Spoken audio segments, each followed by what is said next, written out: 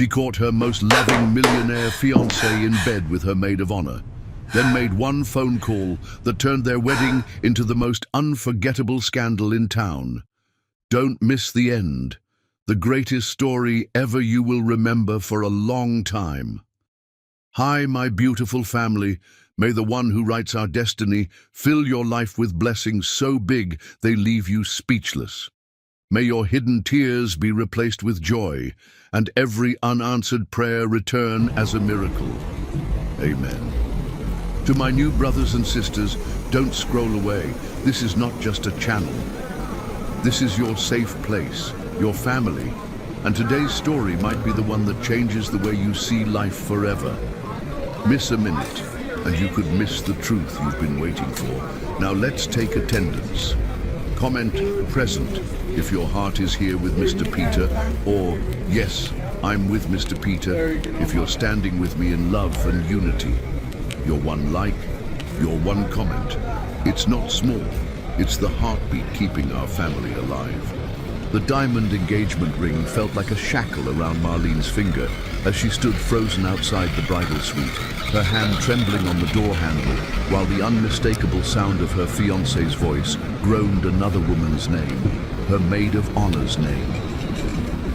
Marlene Novak had arrived at the Grandmore Hotel at exactly 10 a.m., 3 hours before she was supposed to walk down the aisle to become Mrs. Bradley Stallone. The morning sun streamed through the floor-to-ceiling windows of the luxury hotel's hallway, casting long shadows that seemed to mock the white garment bag she carried. She had come early to retrieve her grandmother's pearl necklace, a family heirloom she'd forgotten in the suite the night before during the rehearsal dinner. But now, standing outside the door she'd left cracked open, she heard everything with crystal clarity. God, Kira. Bradley's voice was thick with desire, a tone Marlene recognized but hadn't heard directed at her in months. You're incredible. I should have chosen you from the start. The responding giggle belonged unmistakably to Kira Ingrid, her best friend since college, the woman who had helped her select wedding flowers, taste test cakes, and had held her hand through every moment of wedding planning stress. Poor Marlene. Kira's voice dripped with mock sympathy. She actually thinks you love her. She's been so pathetically grateful that someone like you would even look at her. A basic event planner thinking she could hold the attention of Bradley Stallone. Marlene's hand moved silently to her phone, muscle memory guiding her fingers to the record button without looking. Her mother Celeste had always told her to document everything in business, but she never imagined she'd need to apply that advice to her wedding day. She was convenient, Bradley replied, and Marlene could hear the rustling of sheets. Her father's old patents were worth millions once I figured out how to modernize them. The marriage was just insurance to make sure I had legal claim to everything. But God, these past 8 months with you have been the real relationship. After today, we just have to play it smart for a year, maybe 2, then a quiet divorce, and I walk away with half her assets, plus what I've already extracted from her father's estate. 8 months, Kira laughed. She never suspected anything. Remember when I convinced her you were working late all those nights? She actually made you soup and asked me to deliver it to your office. We ate it in bed while laughing at her little notes. Marlene's free hand pressed against her mouth, stifling not a sob, but a sound of pure rage. 8 months. Her entire engagement had been a lie. Every moment Kira had spent helping her plan this wedding, she'd been sleeping with Bradley. What time is it? Bradley asked lazily. 10:15. I should get back to the bridal party suite. Marlene will be arriving soon to get ready, and I need to be there to play the dutiful maid of honor one last time. 3 more hours of this charade, Bradley sighed, then a lifetime of wealth. Her mother tried to warn her about me, you know. That old woman saw right through me, but Marlene was so desperate to prove Mommy wrong about her choices, it made her even easier to manipulate. Celeste Novak is nobody's fool, Kira agreed, but Marlene has spent so long trying to step out of her mother's shadow that she ignored every red flag. Remember when Celeste hired that private investigator? Marlene actually defended you and cut her mother off for 2 months. Marlene's mind raced. Her mother had hired an investigator. She remembered the fight, remembered accusing her mother of trying to sabotage her happiness out of jealousy. She had thrown her mother's loneliness in her face, said cruel things about how, just because Celeste's marriage had failed, didn't mean Marlene's would too. "The investigator didn't find anything anyway," Bradley boasted. "I'm too careful. 10 years of this game and no one's ever caught me. First with Jennifer in Seattle, then Amanda in Portland, now Marlene. Each one bigger than the last. After I milk Marlene's connections and patents dry, I'm thinking international. Maybe London." "What happened to Jennifer and Amanda again?" Kira asked with dark curiosity. "Jennifer had that unfortunate car accident when she started getting suspicious. Amanda's mental breakdown was tragic, really. No one believes a woman in a psychiatric ward when she claims her ex-boyfriend stole her company. As for Marlene..." Bradley paused, and his voice turned cold. "Well, successful black women have so much stress these days. Who knows what might happen in a year or two?" The threat in his voice was unmistakable. Marlene pulled her phone closer, ensuring every word was captured. Her hand was steady now, her mind clear. This wasn't just betrayal, it was conspiracy. This wasn't just heartbreak, it was attempted theft and possibly planned murder. "I love how evil you are," Kira purred. "It's what attracted me to you at their engagement party. The way you looked at her like she was just a chess piece while giving that touching speech about love." "Get dressed," Bradley commanded. "We need to be careful today. Marlene's cousin Amara is a photographer, and she's been documenting everything for some wedding album. Keep your distance from me during the ceremony." "Please," Kira scoffed. "I've been playing this role perfectly. I'll even cry during the vows. Real tears too, thinking about how in a few years, all of this will be ours." Marlene backed away from the door silently, her designer heels making no sound on the plush carpet. She moved with the same precision she used when orchestrating elaborate events, every motion calculated and purposeful. Once she reached the stairwell, she ran. Not in panic, but with determination, taking the stairs 2 at a time until she reached the parking garage. Only when she was safely in her white Mercedes, doors locked, did she allow herself a moment to process what she'd heard. Her fiancé was a serial predator who targeted successful women. Her best friend had been sleeping with him for 8 months. They planned to steal everything from her and possibly kill her. But worse than all of that was the realization that her mother had been right. Marlene pulled out her phone and scrolled to her mother's number. Celeste answered on the first ring, as if she'd been waiting. "Marlene, aren't you supposed to be getting ready?" "Mom," Marlene's voice was steady, controlled. "Execute the Westbrook plan now." There was a pause. Then Celeste's voice came through sharp and clear. "You found out everything. I have it all recorded. Bradley and Kira, Mom, 8 months. He mentioned others. Jennifer in Seattle, Amanda in Portland. He called them his game. He threatened..." She couldn't finish the sentence. "Where are you?" "Parking garage. Safe. Mom, I'm so sorry. You tried to warn me and I..." "Stop," Celeste commanded, with the same tone that had guided Marlene through childhood, scraped knees and teenage heartbreaks. "You listen to me, baby girl. You are going to drive to the Starbucks on 5th Street.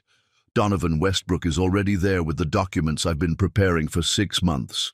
You're going to review everything, then you're going to put on that wedding dress, and you're going to walk down that aisle." "Mom, I can't marry him." "You're not going to marry him. You're going to destroy him, in front of everyone who matters in his world. The Westbrook plan, remember? I've known this day might come since I met that hollow-eyed snake. Donovan's family has their own history with the Stallones.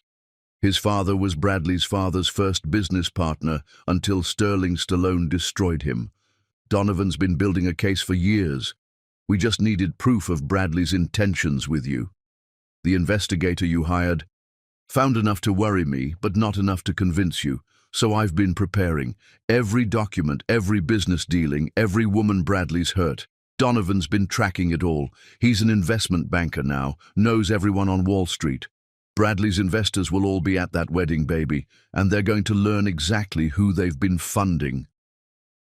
Marlene closed her eyes, feeling the rage transform into something colder, more purposeful. 3 hours until the ceremony. 3 hours to prepare for the performance of your lifetime. Can you do it?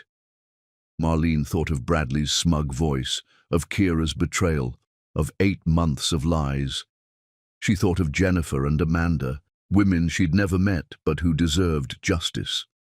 She thought of her father's patents, his legacy being stolen by a man who planned to discard her like trash. I can do it. That's my girl.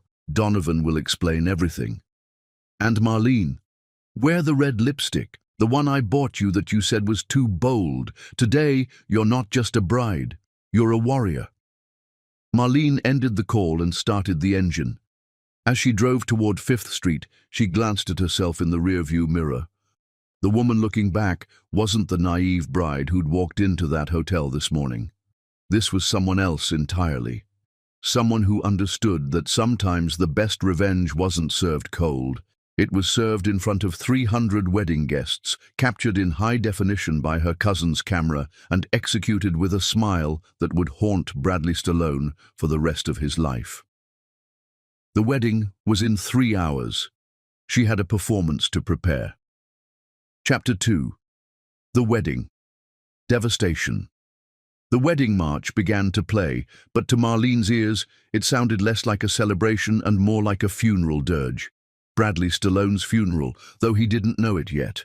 3 hours had passed since the discovery that shattered her world and rebuilt it in the same morning.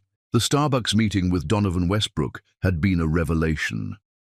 The man her mother had tried to introduce her to 2 years ago sat across from her with boxes of evidence, his blue eyes holding none of the hollow charm she'd grown accustomed to with Bradley.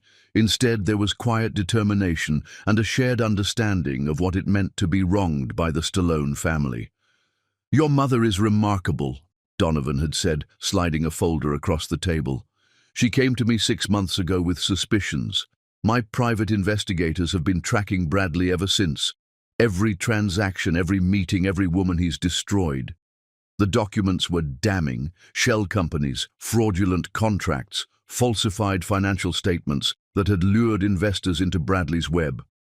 But more than that, there were police reports from Jennifer's accident, psychiatric evaluation records from Amanda's breakdown, and a pattern so clear it might as well have been written in blood.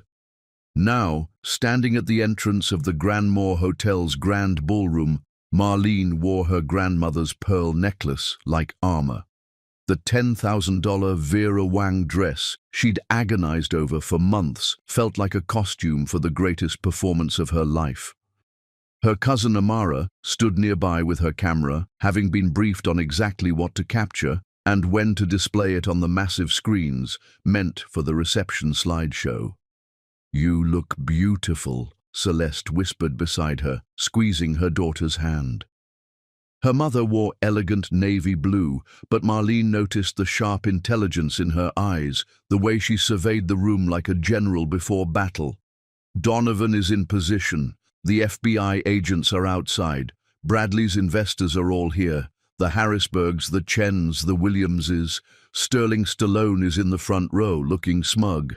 And Kira, standing at the altar in that champagne dress you bought her, looking perfectly innocent. She's been crying happy tears and telling everyone how perfect you and Bradley are together." Marlene's red lips, the bold shade her mother had insisted upon, curved into a smile that didn't reach her eyes. "Let's give them a show they'll never forget." The music swelled, and 300 heads turned to watch Marlene begin her walk. She moved with deliberate grace, making eye contact with the guests, many of whom were Bradley's business associates. She saw Garrison Pike, the private investigator, dressed as a guest in the 5th row. She spotted Eleanor Westbrook, Donovan's mother, seated strategically near the projection equipment. Bradley stood at the altar in his custom Italian suit, his smile broad and confident. He believed he'd won. 8 months of deception, and here was his prize walking toward him. Beside him, his groomsmen looked appropriately formal, unaware they were standing next to a monster. Kira stood to the left, tissue in hand, dabbing at her eyes. The performance of a lifetime indeed, but not the one she'd planned. As Marlene approached, she heard whispers of admiration from the crowd. "Stunning," someone murmured. "Bradley's so lucky," another voice added. If only they knew that luck had nothing to do with Bradley's choices. She reached the altar and handed her bouquet to Kira, looking directly into the eyes of the woman who'd betrayed her. Kira smiled warmly, playing her part, but Marlene caught the flash of triumph underneath. In 3 hours, Kira expected to have won. She'd stood by while Marlene got ready, helped her with her veil, even whispered, "You're the most beautiful bride I've ever seen," while knowing she'd been in Bradley's bed that very morning. The officiant, Reverend Marcus Thompson, began the ceremony with traditional words about love and commitment. Marlene barely heard them. She was counting down, waiting for the moment. Bradley took her hands, his touch making her skin crawl, but she maintained her composure. She'd learned something valuable today. She was a better actress than either of them. "Bradley and Marlene have written their own vows," Reverend Thompson announced. Bradley went first, his voice carrying across the ballroom with practiced sincerity. "Marlene, from the moment I met you, I knew you were special. Your intelligence, your grace, your beautiful spirit, they all captivated me. You've brought such value to my life." He emphasized the word value in a way that would have seemed romantic to the crowd but made Marlene's stomach turn, knowing what he really meant. "I promise to cherish you, to build an empire with you, and to make sure our future is everything we've dreamed of." The crowd sighed at the apparent romance. Sterling Stallone nodded approvingly at his son's performance. Kira wiped away another fake tear. "Marlene," the Reverend prompted. She looked at Bradley, then turned slightly to address the crowd, her voice clear and strong. "Bradley, you've taught me so much about the true nature of love and trust. Today, I want to give you something that reflects the full truth of what we have together." Bradley's smile flickered slightly at her deviation from the vows they'd rehearsed, but he maintained his composure. Marlene continued, "But first, I think everyone here should understand the complete picture of our relationship." She raised her hand, a signal to Amara. The massive screens meant for the reception suddenly came to life, but instead of the romantic slideshow of their courtship, the audio from Marlene's recording filled the ballroom. She was convenient. Her father's old patents were worth millions once I figured out how to modernize them. The marriage was just insurance. The ballroom erupted. Gasps, shouts, chairs scraping as people stood. Bradley's face went white, then red. "What is this? Turn it off!" But the recording continued. Kira's voice filled the room. 8 months. She never suspected anything. All eyes turned to the maid of honor, who stood frozen, her fake tears replaced by real terror.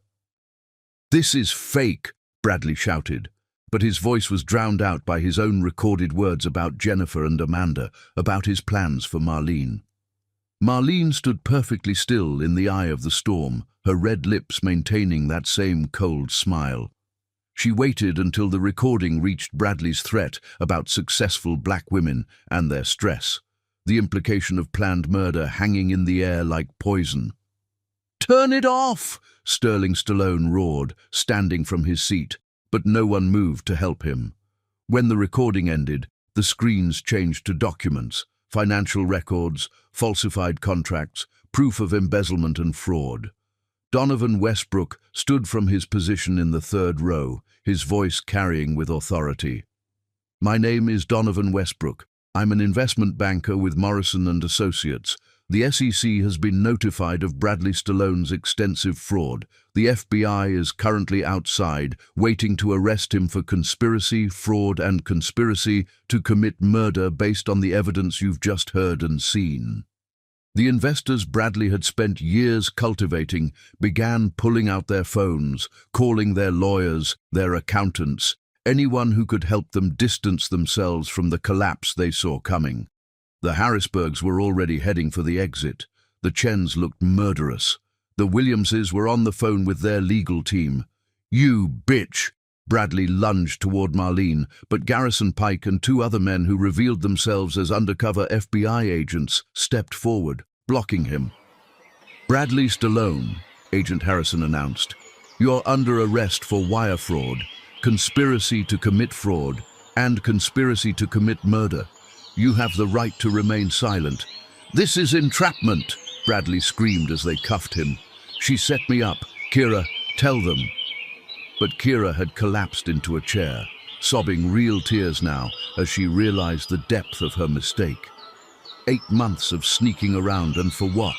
To be exposed in front of everyone who mattered in their social circle, to be known forever as the maid of honor who betrayed the bride. Sterling Stallone approached Marlene, his face purple with rage. "You've destroyed my family. You've destroyed everything." "No," Celeste stepped forward, positioning herself between Sterling and her daughter. "Your son destroyed himself the moment he decided to prey on innocent women. Jennifer Huang's family sends their regards, by the way. They're very interested in reopening the investigation into her death." Sterling's face went from purple to grey. He looked at his son being led away in handcuffs, then at the investors fleeing the ballroom, their faith in the Stallone empire shattered in minutes. Marlene finally moved, walking slowly to where Kira sat crying. She knelt down, bringing herself to eye level with her former friend. 8 months, Marlene said quietly, but her voice carried in the now hushed ballroom. 8 months of lies. Of helping me plan this wedding while sleeping with my fiancé. Of pretending to be my sister while plotting to steal my life. "Marlene, You're pregnant, aren't you?" Marlene asked, having noticed the subtle signs during the morning preparation. "That's why you were so confident. You thought you'd won the ultimate prize." Kira's sobs intensified, confirming what Marlene suspected. "Well, congratulations." Marlene stood, smoothing her wedding dress. "You're having the baby of a man who's going to federal prison, a man who just lost everything, his money, his reputation, his freedom. You wanted Bradley Stallone? You got him." She turned to address the remaining guests, many recording on their phones, ensuring this moment would live forever on social media. "I apologize for the disruption to what you expected to be a celebration, but I couldn't in good conscience let Bradley Stallone victimize another woman. The reception has been paid for, so please enjoy the food and drinks. Consider it a celebration of justice instead of matrimony." As she walked back down the aisle, alone this time but somehow stronger, Marlene heard the whispers following her. But they weren't whispers of pity or scandal. They were whispers of awe. Did you see how she handled that? She knew the whole time and still walked down that aisle. That took incredible courage. Donovan Westbrook caught her eye as she passed his row. He nodded once, respectfully, then returned his attention to his phone where he was coordinating with the SEC to freeze Bradley's assets before Sterling could hide them. At the ballroom entrance, Celeste waited with Marlene's coat and car keys. "How do you feel, baby?" her mother asked. Marlene considered the question. Her wedding was destroyed. Her fiancé was being arrested. Her best friend had betrayed her. By all accounts, she should be devastated. Instead, she felt free. "Like I just saved my own life," Marlene replied, linking arms with her mother. "And possibly the lives of his future victims."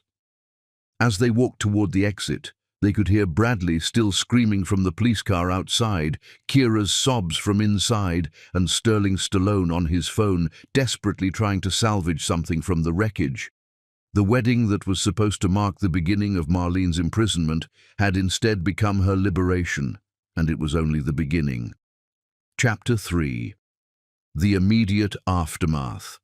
7 days had passed since the wedding that broke the internet, and Marlene discovered that viral fame tasted nothing like she'd imagined. It was both bitter and intoxicating, like expensive champagne that had been left open too long. The video of Bradley's arrest at the altar had garnered 12 million views across various social media platforms. Someone had set it to Wagner's Ride of the Valkyries, turning her personal catastrophe into a cultural moment. Runaway bride revenge was trending globally. Talk show hosts were dissecting her every move. Legal experts were debating the admissibility of her recording on cable news. And somewhere in federal holding, Bradley Stallone was learning what it meant to lose everything in the span of 15 minutes. Marlene sat in her corner office at Novak Events, the company she'd built from nothing while Bradley had been slowly siphoning off her father's intellectual property. The morning sun cast geometric patterns across her desk, where 3 things demanded her attention: a cease and desist letter from Sterling Stallone's attorneys, a pregnancy test that Kira had mailed to her with a desperate note, and a simple white business card from Donovan Westbrook. Her assistant, Waverly Durand, knocked before entering with a stack of messages. "The phone hasn't stopped ringing," Waverly said, her usually cheerful demeanor replaced with protective concern. 63 interview requests, including Oprah's people, 42 new client inquiries. Apparently everyone wants the event planner who turned her wedding into the most watched revenge story of the year. And... She hesitated. "What is it, Waverly?" "Kira's here. She's been sitting in the lobby for 3 hours. Security won't let her up without your permission, but she won't leave." Marlene set down her coffee. She'd switched from her usual sweet cream to black, finding that she preferred the bitter truth of things lately. "What does she look like?" "Destroyed," Waverly said simply. "No makeup, sweatpants, her roots are showing. She's holding a Hermes bag like it's a life preserver, the same bag you gave her for her birthday last year." The knife of betrayal twisted fresh. That bag had cost Marlene $3,000, purchased during a time when she'd believed Kira's friendship was real. Now it was just another prop in a performance that had lasted 8 months. "Send her away," Marlene decided, then reconsidered. "No, wait.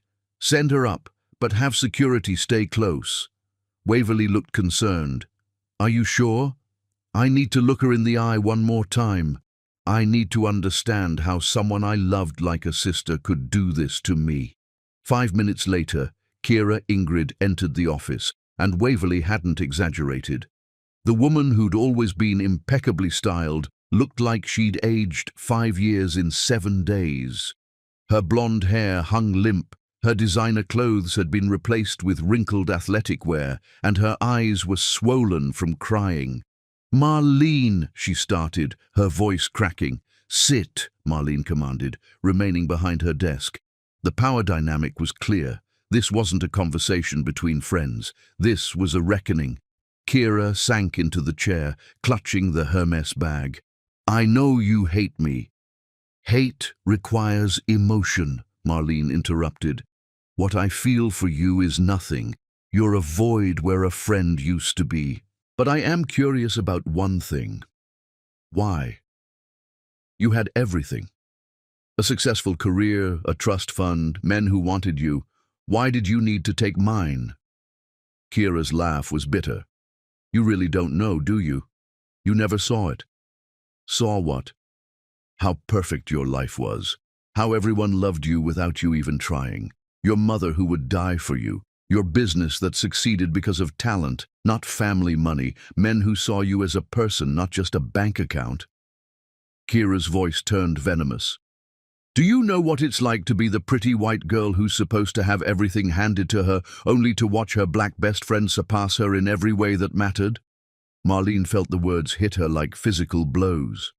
So you decided to destroy me out of jealousy. Bradley approached me first, Kira admitted. At your engagement party. He said he could tell I was in love with you, that I wanted what you had. He was wrong about the first part, but right about the second. He offered me a deal, help him get your father's patents and your business connections, and he'd make sure I was taken care of when he divorced you. And you just agreed. I was drunk on the attention, Bradley Stallone wanting me, choosing me over you. Every time we were together, he'd tell me how much better I was than you, how you were boring, predictable, how he had to force himself to touch you. Kira's eyes filled with fresh tears. I know now he was lying, manipulating me just like he manipulated you. But for 8 months, I felt like I was winning something. And now I'm pregnant with the child of a man facing 25 to life. My trust fund has been frozen because my father thinks I'm a liability to the family name. My social media is full of death threats. I can't get a job because I'm the most hated woman in America after that wedding video went viral. I destroyed my life to destroy yours, and you're still standing while I'm... She gestured at herself helplessly. Marlene studied the woman she'd once considered her sister. She thought of the sleepovers, the shared dreams, the promises they'd made to be each other's maids of honor, all of it tainted now, poisoned by betrayal. You're pregnant, Marlene stated, rather than asked. 7 weeks. I found out the day before your wedding. I thought... Kira laughed bitterly. I thought it meant I'd won. That I'd have Bradley's baby, his money, his name eventually. I was going to be the second Mrs. Stallone after he got rid of you. He would have gotten rid of you too, Marlene said quietly. Jennifer Huang thought she was special. Amanda Morrison thought she was different. You would have been just another casualty in Bradley's game. I know that now. Kira reached into the Hermes bag and pulled out a flash drive. This is everything. Every text, every email, every recorded conversation between Bradley and me. My lawyers say it could help strengthen the case against him, maybe get him life without parole. Marlene took the drive, turning it over in her fingers. Why give this to me? Because I owe you that much, and because... Kira stood, knowing the conversation was over. Because I need you to know that somewhere under all the jealousy and bad decisions, I did love you. It just wasn't enough to stop me from destroying us both. After Kira left, Marlene sat alone in her office, holding the flash drive. Her phone buzzed with a text from an unknown number. She almost ignored it, then saw the preview. This is Donovan Westbrook. Your mother gave me your number. She opened the full message. I wanted to check in after the week you've had. The SEC has frozen all of Bradley's assets thanks to the evidence we provided. Sterling is under investigation. You should know you're safe now. If you need anything, I'm here. Not as someone your mother chose, but as someone who admires your courage. DW. Marlene read the message 3 times. There was something different about Donovan's approach. He wasn't trying to save her or fix her. He was simply offering support while acknowledging her strength. Before she could respond, Waverly burst in. You need to see this. Bradley's on the news. She turned on the office television to find Bradley in an orange jumpsuit, being interviewed from jail. His former Polish was gone, replaced by desperation and rage. She entrapped me, he was saying. Marlene Novak planned this whole thing. She and her mother, they've been setting me up from the beginning. I loved her. I was going to give her everything, and she destroyed me for money and fame. The interviewer pushed back. But what about the recording? Your own words about the other women? Taken out of context, Edited, I want America to know that Marlene Novak is not the hero you think she is. She's a calculating woman who destroyed a good man because he cheated. Every man cheats. It doesn't mean I deserved this. Marlene watched Bradley's meltdown with clinical detachment. This was who he really was, not the charming millionaire or the smooth manipulator, but a pathetic narcissist who couldn't accept responsibility for his own actions. Her phone rang. It was her mother. "Are you watching?" Celeste asked. "Unfortunately. Don't let it bother you, baby. He's desperate. The FBI found evidence of 3 more victims in other states. He's going away for a long time." "I know. Kira was just here." There was a pause. "And?" "She gave me evidence that will help the case. She's pregnant, Mom, with Bradley's baby." Celeste sighed. "That poor, stupid girl. Though I suppose that's harsh. Bradley was good at what he did. He almost fooled you, and you're no fool." "He did fool me," Marlene admitted. "For months, I thought I loved him." "No, baby. You loved who you thought he was. There's a difference. The real Bradley never existed. It was just a performance." After ending the call, Marlene looked again at Donovan's text. She thought about her mother's words, about performances and reality. She thought about Bradley in his orange jumpsuit, still performing even now. And she thought about Donovan, who had helped her without asking for anything in return, who had called her brave instead of broken. She typed back, "Thank you for everything. The SEC move was brilliant. Would you like to get coffee tomorrow? Not because my mother thinks we should, but because I'd like to thank you properly. MN." His response came quickly. "I know a place that serves the strongest coffee in the city. You seem like someone who appreciates strength. Tomorrow, 10 a.m. Marlene smiled. Not the cold smile she'd worn at her destroyed wedding, but something softer, more genuine. Perfect.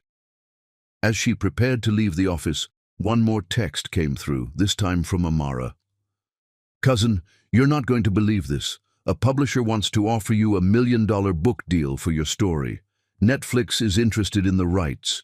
You're about to get paid for your pain." Marlene looked out her office window at the city below, at all the people living their lives, unaware that sometimes the worst day of your life could become the beginning of something better. Bradley had tried to steal her father's legacy, her future, her life. Instead, he'd given her something more valuable, the knowledge of her own strength and the ability to recognize real from fake, in business and in love. The aftermath of disaster, she was learning, could be the foundation for something extraordinary. Chapter 4. The Mother's Revelation. 3 weeks after the wedding disaster, Marlene stood in her childhood home's kitchen, watching her mother prepare Sunday dinner with the same meticulous care she'd apparently used to investigate Bradley Stallone for the past 2 years. The familiar scent of Celeste's famous pot roast filled the air, but the comfort food couldn't soften the weight of the conversation they were about to have. On the kitchen table sat 2 boxes of documents, 3 photo albums, and a laptop displaying financial records that went back a decade. This wasn't just Sunday dinner, it was a war room disguised as a family meal. "You've been investigating Bradley for 2 years, Marlene asked, still processing what her mother had revealed when she'd invited her over. 2 years, Mom." Celeste didn't look up from the carrots she was chopping with surgical precision. 26 months, to be exact. Since the day you first mentioned his name at Thanksgiving dinner. You said you'd met someone special at the Harrison Charity Gala. The way you described him, too perfect, too smooth, too interested, too fast. It set off every alarm in my head. "And you didn't think to tell me?" Now Celeste did look up, her eyes holding the same strength that had carried them through Marlene's father's death, through building a life as a single black mother in a world that expected her to fail. "I tried, baby. Remember Christmas that year? I asked about his family, his business, his past relationships. You accused me of interrogating him." Marlene remembered. She'd been so angry, so convinced her mother was trying to sabotage her happiness. "You hired a private investigator." Garrison Pike, best in the business. Cost me a fortune, but you're worth every penny. Celeste moved to the stove, stirring the gravy with practiced motions. He found the patterns first. Bradley's targeting of successful women of color, specifically those with inherited intellectual property or family businesses. You weren't random, Marlene. You were selected.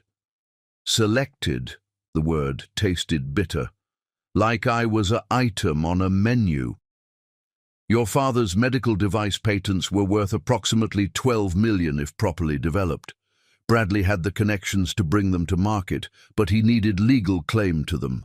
Marriage was the cleanest way. Marlene sank into the kitchen chair she'd sat in as a child, where her mother had helped her with homework and listened to her teenage heartbreaks. How did Donovan Westbrook get involved? Celeste's expression softened slightly. That's a longer story. Set the table while I tell it. As Marlene laid out her grandmother's china, another family legacy Bradley would have stolen, her mother began. Eleanor Westbrook and I met at a medical conference 15 years ago. Your father was presenting his cardiac device innovations, and Eleanor's husband, James, was looking for investment opportunities. They became partners, friends even. When James died in that car accident 5 years ago, the investigation was rushed, closed too quickly. The Stallone family had just bought out his company in what everyone called a hostile takeover, but James's death meant they got it for pennies on the dollar. You think Sterling Stallone killed James Westbrook?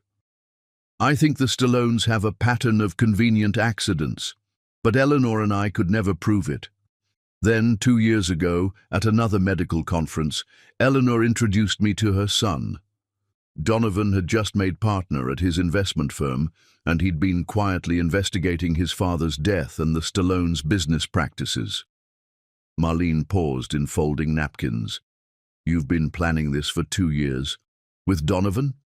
Not planning exactly. Preparing.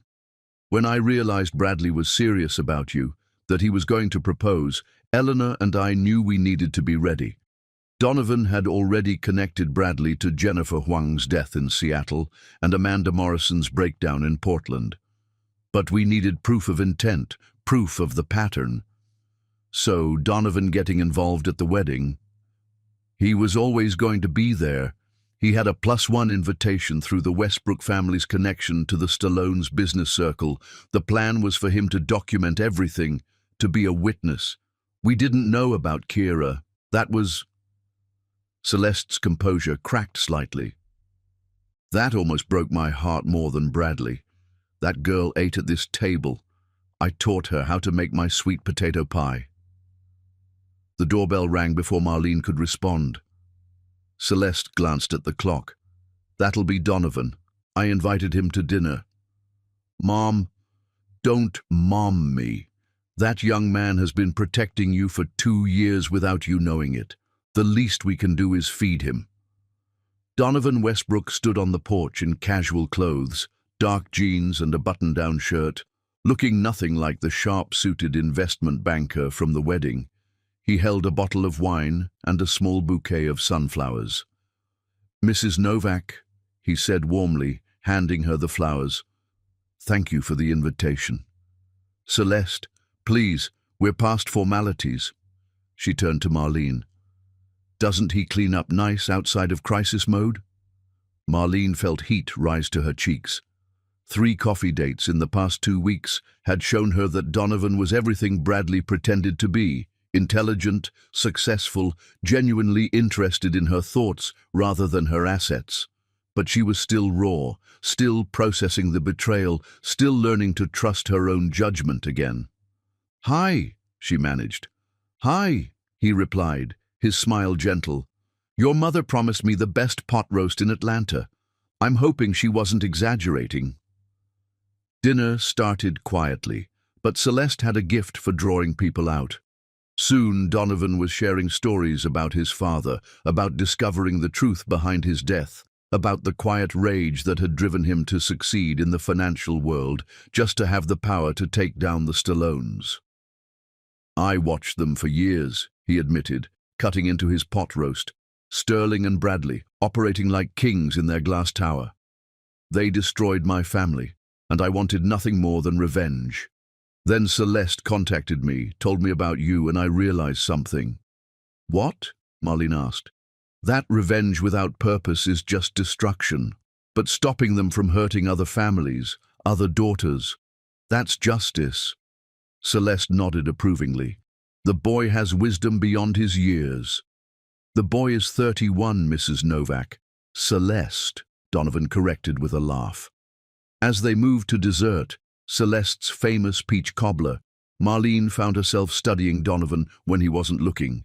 He helped clear plates without being asked, complimented her mother's cooking with specific details that showed he was paying attention, and when he caught her watching him, he didn't smirk or preen like Bradley would have.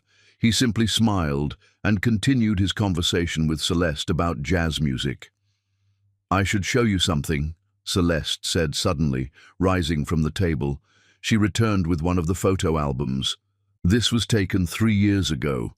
The photo showed a charity gala, and in the background, barely visible, were Marlene and Donovan. They were at separate tables, unaware of each other's existence, but the camera had captured them both in the same frame. The Healthcare Heroes Gala. Donovan recognized it immediately. My mother insisted I attend.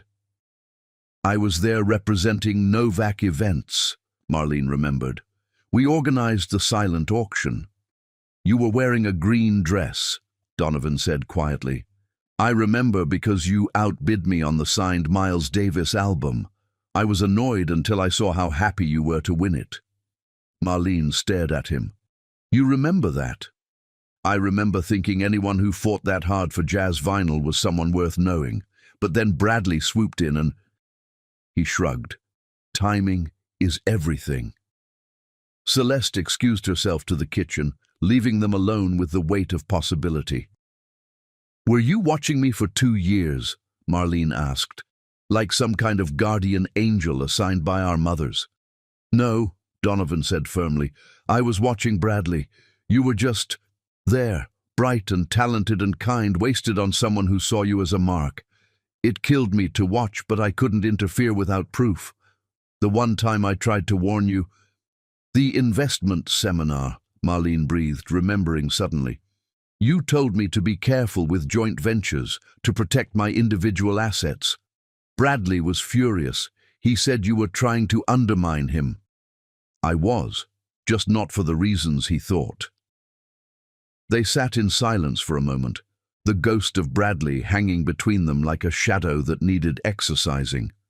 I'm not ready, Marlene said quietly, for anything beyond friendship. I don't trust my judgment. I chose Bradley. I chose Kira. I'm apparently terrible at seeing people clearly. You're not, Donovan disagreed. You see the best in people. That's not a flaw, it's a gift. Bradley and Kira took advantage of that gift, but it doesn't make you wrong for having it. How can you be so sure? Because you saw through them eventually, because when you discovered the truth you didn't collapse, you conquered, because you're here, having dinner, starting to rebuild instead of hiding. He stood to leave, and because your mother, who is possibly the smartest woman I've ever met, raised you. You have her strength, Marlene. You just needed a reason to use it. At the door, he turned back. I know you're not ready for anything beyond friendship. I'm not asking for more. But I want you to know that I'll be here when you are ready, whether that's 6 months or 6 years from now. Some things are worth waiting for. After he left, Marlene helped her mother with dishes, both of them quiet in the comfortable way of family. You've been planning this, Marlene said finally. Not just the investigation, but Donovan and me. Celeste dried a plate thoughtfully. I've been hoping. There's a difference. I hoped you'd see through Bradley. I hoped you'd be strong enough to survive if you didn't. And I hoped that when the dust settled, you'd see what I saw the first time Eleanor showed me a picture of her son, a good man who would appreciate your worth without trying to steal it. And if I never see it, if I decide to be alone, then you'll be alone with my full support. But baby, Celeste turned to face her daughter. Don't let Bradley's betrayal rob you of more than he's already taken. Don't let him take your ability to love and be loved. That would be the real tragedy. Later that night, Marlene sat in her apartment, looking at the flash drive Kira had given her. Tomorrow, she would hand it over to the FBI, adding more nails to Bradley's legal coffin. But tonight, she allowed herself to think about green dresses and jazz albums, about men who remembered small details from 3 years ago, about mothers who planned for contingencies with the strategy of generals and the love of saints. Her phone buzzed with a text from Donovan. Thank your mother for dinner. Best pot roast in Atlanta wasn't an exaggeration. Also, I'm going to the jazz festival next weekend. If you're interested in going as friends who both appreciate Miles Davis, I have an extra ticket. No pressure. DW. Marlene found herself smiling, a real smile that reached her eyes for the first time in weeks. She typed back, friends who appreciate jazz sounds perfect, but I'm buying the drinks. I owe you more than I can ever repay.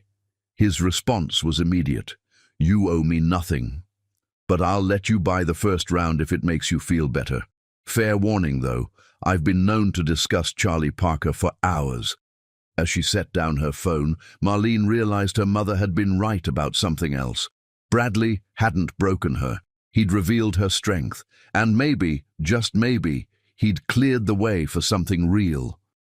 Chapter 5. Bradley's Desperation. The sound of breaking glass shattered the pre-dawn quiet of Marlene's office building, and she knew before security called that Bradley had finally snapped. 6 weeks of legal proceedings, frozen assets, and public humiliation had transformed him from calculating predator to desperate animal. Marlene stood in her office doorway at 5:47 a.m., surveying the destruction. Her desk had been overturned, client files scattered like confetti across the floor, and sprayed across the wall in red paint were the words, "You destroyed me." But it was what lay in the center of the chaos that made her blood run cold. Her father's framed medical degree, the glass shattered, a knife driven through his name. "Don't touch anything," Detective Harbour instructed, though Marlene had no intention of disturbing what was clearly a crime scene. How did he get in? He must still have had his keycard from when we were together, Marlene realized with disgust. I gave him access because he said he wanted to surprise me with late-night dinners when I worked overtime. Romantic, the detective said dryly, photographing the knife. Where were you last night? Home, asleep. My doorman can verify I didn't leave the building after 9 p.m. Detective Harbour, a black woman in her 40s who looked like she'd seen too much to be surprised by anything, nodded. And Bradley's out on bail. His father posted $2 million. The ankle monitor was supposed to track him, keep him away from me. Marlene gestured at the destruction. So much for that. Her phone buzzed, Celeste calling, then Donovan, then Amara. Bad news traveled fast in the digital age, and someone had already posted photos of the police cars outside her building on social media. Ma'am? A younger officer approached with an evidence bag. We found this in the bathroom. Thought you should see it. Inside the bag was a pregnancy test, positive, with a note. This could have been ours. B. Marlene's stomach turned. The pregnancy test wasn't hers, which meant Bradley had either stolen it from Kira or bought one to stage this scene. Either way, the manipulation was clear. He was trying to craft a narrative where she'd destroyed their family, their future children, their perfect life. He's building a defense, Detective Harbour observed. Crime of passion, broken man driven to extremes by a cruel woman. I've seen it before. Will it work? Not with his history, but he's desperate enough to try anything. The detective's phone rang. She answered, her face growing grim. There's been another incident. Kira Ingrid's apartment. Can you come with me? The drive to Kira's luxury high-rise took 20 minutes. during which Marlene learned from Donovan's texts that Bradley had also sent threatening emails to every major client of Novak Events, claiming Marlene had stolen trade secrets from him. The man was scorching earth, trying to destroy everything she'd built. Kira's apartment door stood open, police tape already being strung across the entrance. Inside, Marlene could see more destruction, but this had a different quality, less rage, more systematic. Every piece of jewelry Marlene had ever given Kira had been laid out on the bed, each one broken or bent beyond repair. "Where is she?" Marlene asked. "Hospital," Detective Harbour replied. "She's fine physically, just shaken. She was at her mother's house in Buckhead when this happened, but he left her something too." The detective showed Marlene photos on her phone, written on Kira's bathroom mirror in lipstick, "Traitor whores get what they deserve." He blames her for cooperating with the FBI, Marlene understood. "The flash drive she gave me helped build their case." "She's requesting a restraining order. Says she's scared for her life and the babies." Marlene felt an unexpected pang of sympathy for Kira. Whatever else she'd done, she didn't deserve to be terrorized by the man who'd manipulated them both. Her phone rang. Waverly, nearly hysterical. "Marlene, you need to get back here. Bradley's here in the lobby with reporters. He's giving some kind of press conference." Detective Harbour drove with sirens blazing, but by the time they arrived, Bradley had gathered a small crowd. He stood on the sidewalk, technically not violating the restraining order that kept him 500 feet from Marlene, looking haggard but playing the victim with Oscar-worthy commitment. "I loved Marlene Novak with everything I had," he was saying to the cameras. "Yes, I had a moment of weakness with Kira. What man hasn't been tempted? But to destroy my entire life, to fabricate evidence, to turn my own child against me. That's enough." Detective Harbour stepped forward, but Bradley wasn't technically breaking any laws. Freedom of speech, even for accused criminals, was still protected. "There she is," Bradley pointed as Marlene exited the police car. "The woman who seduced me, stole my business strategies, and then destroyed me when I tried to leave her for someone else. She's not a victim, she's a black widow." The reporters turned their cameras on Marlene, shouting questions. "Is it true you planned this from the beginning? Did you know about the pregnancy when you humiliated him? How do you respond to claims you fabricated evidence?" Marlene stood straight, her mother's strength flowing through her. She thought of Donovan's advice from their last coffee meeting. Never defend. Only attack with truth. "Bradley Stallone broke into my office last night and destroyed it," she said clearly, making sure every camera caught her words. "He also broke into Kira Ingrid's apartment and left threatening messages. He's violated his bail conditions and his restraining order. He's stalked, threatened, and attempted to intimidate witnesses in a federal case. This isn't a press conference, it's a crime in progress." "Lies!" Bradley screamed, but his composure was cracking. "You took everything from me, my money, my reputation, my father's respect, my child. The child isn't yours." Kira's voice cut through the chaos. She stood behind Marlene, having arrived from the hospital, her face pale but determined. "I lied about the timeline to hurt Marlene. The baby is from a one-night stand, 2 weeks before I started the affair with you. The DNA test proved it yesterday." The crowd went silent. Bradley's face went from red to white to purple in the span of seconds. "You lying bitch!" He lunged toward Kira, but Detective Harbour and 2 officers tackled him to the ground. "You're all lying. This is conspiracy. I'll kill you all." As they cuffed him, Bradley's mask finally slipped completely. The charming millionaire was gone, replaced by what he'd always been underneath, a violent narcissist who couldn't accept that his game was over. "Bradley Stallone, you're under arrest for violating bail conditions, making terroristic threats, breaking and entering, and vandalism," Detective Harbour recited as they dragged him to the police car. "Your bail is revoked. You'll be held until trial." The reporters scrambled to capture every second, and Marlene knew this footage would play on every news channel for days. But she didn't care about the optics anymore. She cared about safety, justice, and rebuilding. Kira stood beside her, both of them watching Bradley being driven away. "I'm sorry," Kira said quietly, "for everything.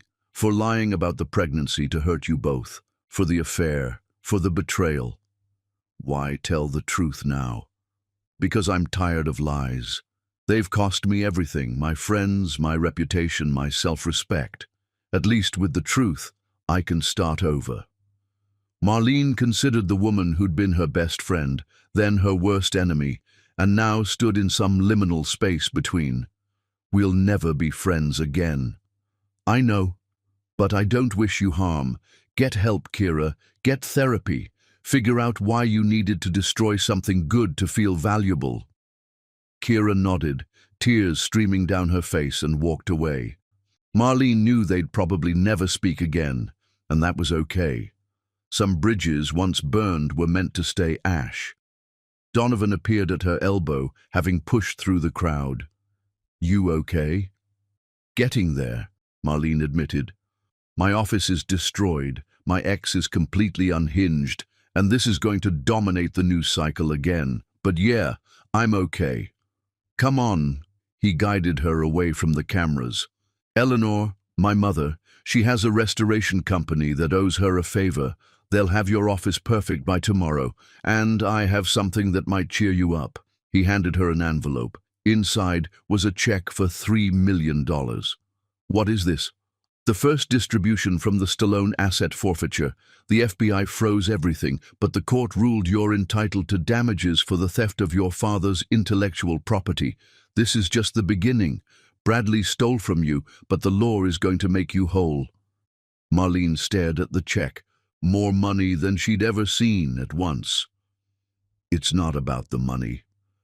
I know it's about justice, but the money doesn't hurt." As they walked toward his car, away from the chaos and cameras, Donovan asked, "Did you mean what you said to Kira? About getting help?" "Everyone deserves a chance to be better than their worst moment," Marlene replied. "Even Kira. Even Bradley, though he'll have to find his redemption in a federal cell." "You're more forgiving than I would be." "Not forgiving, just tired of carrying anger. It's heavy, and I have a business to rebuild, a life to live." She looked at him. "A jazz festival to attend with a friend this weekend." He smiled. "About that. Fair warning, I bought us VIP passes. We're talking backstage access, artist meet and greets, the whole experience." "Donovan, that's too much." "It's not a date," he said quickly. "It's two friends who've been through hell celebrating the fact that we're still standing.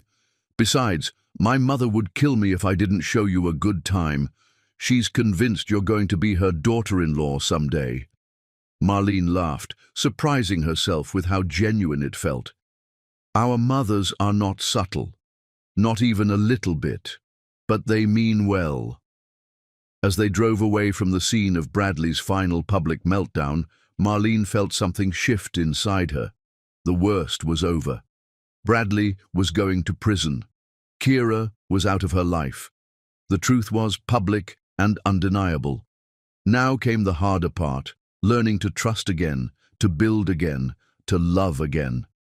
But for the first time in 6 weeks, she thought she might actually be capable of it. Her phone buzzed with a text from her mother. "Saw the news. Bradley looked pathetic. You looked powerful.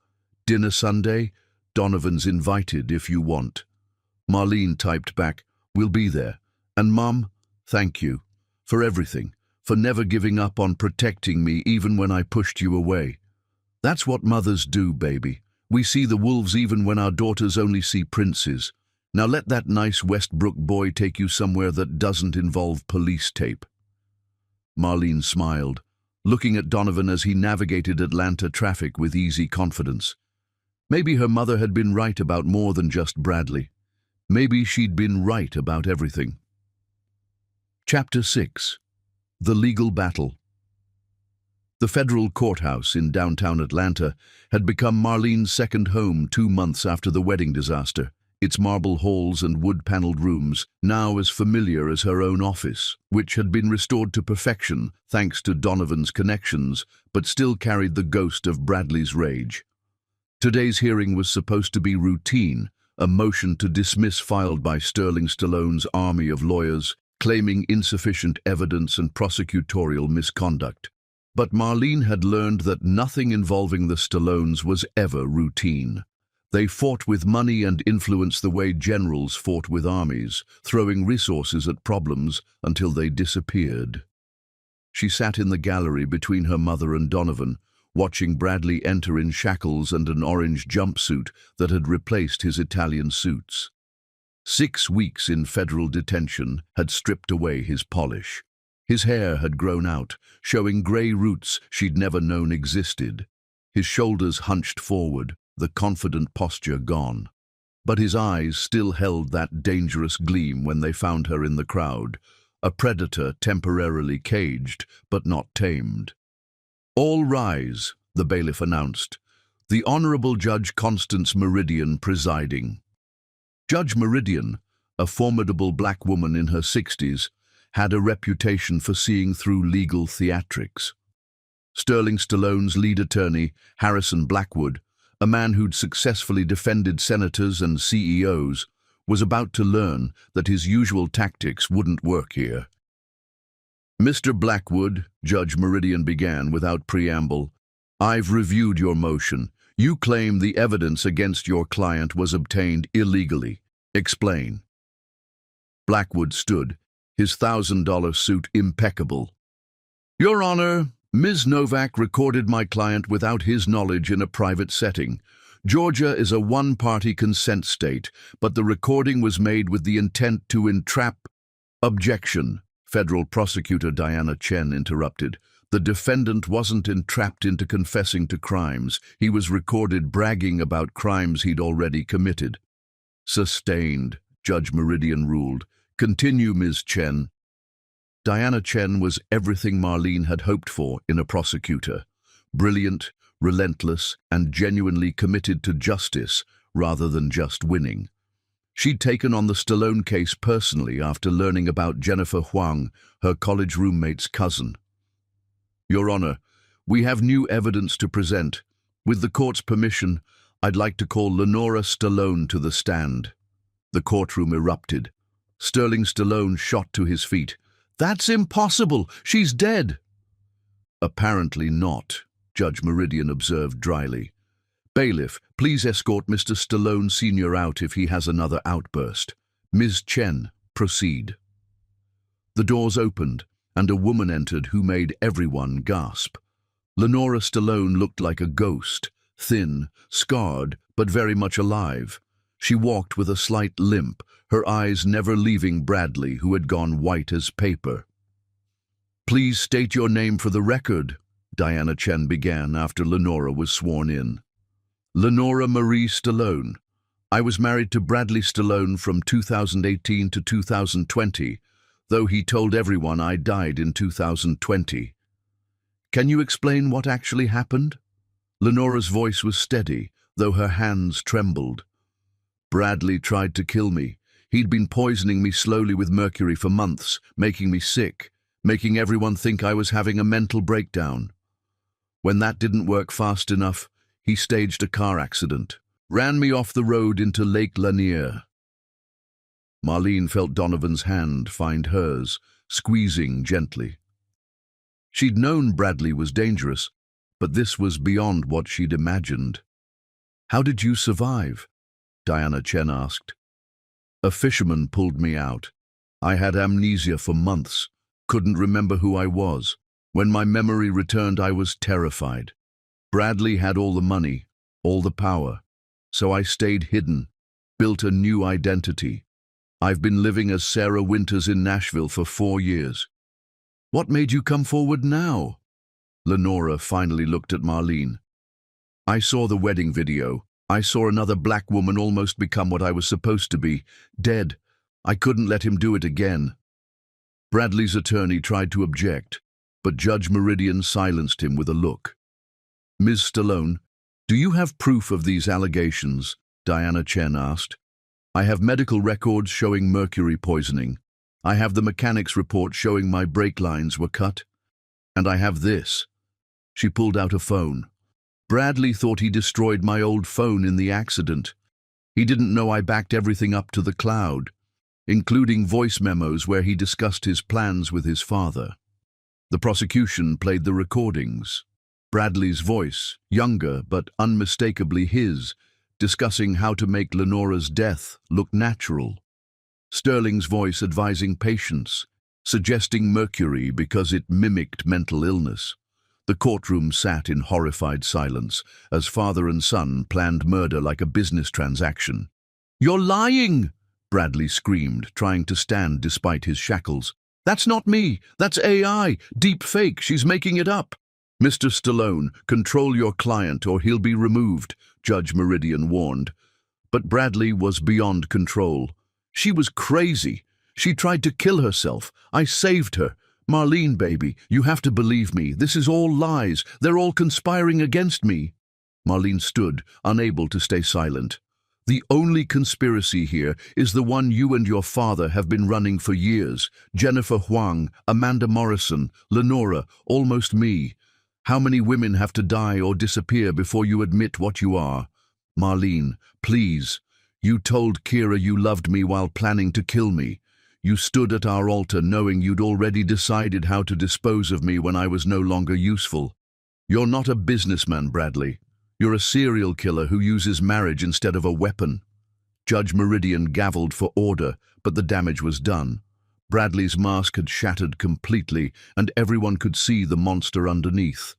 The hearing continued with more evidence. Financial records showing Bradley had stolen over $30 million from his victims. Medical records from Amanda Morrison's psychiatric hold that showed signs of poisoning, a suspicious life insurance policy on Marlene that Bradley had tried to take out a month before the wedding. During a recess, Sterling Stallone approached Marlene in the hallway. Donovan immediately stepped between them, but the older man looked defeated rather than threatening. "I didn't know about Lenora," he said quietly. "The murder, I mean. I thought she really died in an accident. I helped him cover up the financial crimes. Yes, but murder." "You gave him the idea to use mercury," Marlene reminded him coldly. "You might not have known about Lenora specifically, but you knew what your son was capable of, and you enabled it." Sterling's shoulders sagged. "I created a monster trying to build a legacy. Everything I built is destroyed. The FBI seized all my assets this morning. 40 years of building an empire, gone." "Good," Celeste said, appearing at Marlene's side. "Your empire was built on the bones of good people. James Westbrook, my husband's patents, how many others? You and your son deserve everything that's coming." When court resumed, Diana Chen delivered her closing argument. "Bradley Stallone is not just a con man or a thief. He's a predator who specifically targeted successful women of color, believing they would be less likely to be believed, less likely to receive justice. He was wrong. Today we have the chance to show that justice doesn't discriminate, that wealth and privilege cannot buy immunity from consequences." Harrison Blackwood tried to argue for mental illness, temporary insanity, crimes of passion. But Judge Meridian had heard enough. "I'm denying the motion to dismiss," she ruled. "Furthermore, based on the evidence presented today, I'm adding charges of attempted murder in the first degree for the attacks on Lenora Stallone and conspiracy to commit murder for the planned attack on Marlene Novak. Bail is revoked permanently. The defendant will remain in custody until trial." As Bradley was dragged out, he locked eyes with Marlene one last time. "This isn't over," he mouthed. But it was. At least this chapter was. Outside the courthouse, reporters swarmed, but Marlene had prepared a statement. Today, justice took a step forward. "But this isn't just about me or Bradley Stallone. This is about every woman who's been told she's crazy when she senses danger, every victim who's been silenced by power and money. Lenora Stallone's courage in coming forward saved my life and possibly the lives of Bradley's future victims. We owe her everything." Lenora stood beside her, no longer hiding. I lost 4 years of my life to fear. But seeing Marlene's strength, seeing her refuse to be a victim, gave me the courage to reclaim my story. Bradley Stallone tried to erase me. Today, I erased his power over me. As they walked to Donovan's car, Marlene's phone rang. It was the FBI. "Ms. Novak, this is Agent Harrison. We just arrested Sterling Stallone. Turns out Lenora's recordings included evidence of 3 other murders he helped cover up over the years. The Stallone empire is officially dead." Marlene ended the call and shared the news with the group. Celeste pulled her into a hug. "Your father would be so proud. You didn't just survive, baby. You brought down an entire criminal enterprise." "We brought it down," Marlene corrected, looking at each of them. Her mother, who never stopped protecting her, Donovan, who'd been gathering evidence for years, Lenora, who'd found the courage to return from the dead, Diana Chen, who was ensuring justice was served. "Dinner," Donovan suggested. "I think we've earned a celebration." "Somewhere with good wine," Lenora added. "I haven't had a proper drink in 4 years. Too afraid someone would recognize me at a restaurant." As they walked together toward a new chapter, Marlene realized that Bradley had been wrong about one thing.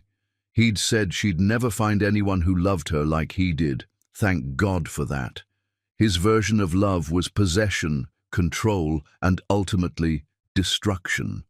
What she'd found instead, in her mother's fierce protection, in Donovan's patient support, in the solidarity of survivors like Lenora, was something far more valuable. Genuine care without conditions, support without ownership, love without fear. The legal battle would continue for months, but the war was already won. Bradley Stallone would never hurt another woman again. Chapter 7. The Quiet Support. 3 months after the wedding disaster, Marlene's business had not just recovered but exploded with success. Though she suspected the $20 million settlement from the Stallone estate that had been fast-tracked through the courts had less to do with her newfound prosperity than Donovan Westbrook's quiet influence behind the scenes. She discovered his first intervention by accident. Waverly had mentioned offhandedly that the Pemberton wedding, a society event that would cement Novak Events as Atlanta's premier planning company, had specifically requested Marlene after that lovely Mr. Westbrook had sung her praises at the country club. When pressed, Marlene learned Donovan had been systematically countering every piece of poison Bradley had tried to spread from his jail cell, never taking credit, never mentioning it to her. "You didn't have to do that," she told him over coffee at their usual spot, a quiet cafe that had become their Thursday morning tradition. Donovan stirred his black coffee thoughtfully. "You're right, I didn't have to. I wanted to. There's a difference." "Why?" "Because you deserve to succeed on your merit, not fail because of Bradley's lies. I just made sure people knew the truth."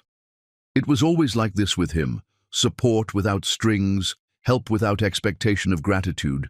So different from Bradley's transactional version of love that Marlene sometimes struggled to accept it as real. Her phone buzzed with an alert from her lawyer.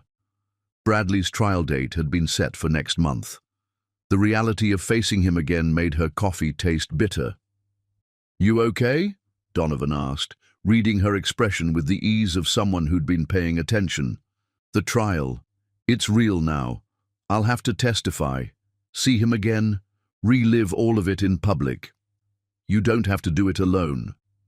I know Diana Chen is an excellent prosecutor. That's not what I meant."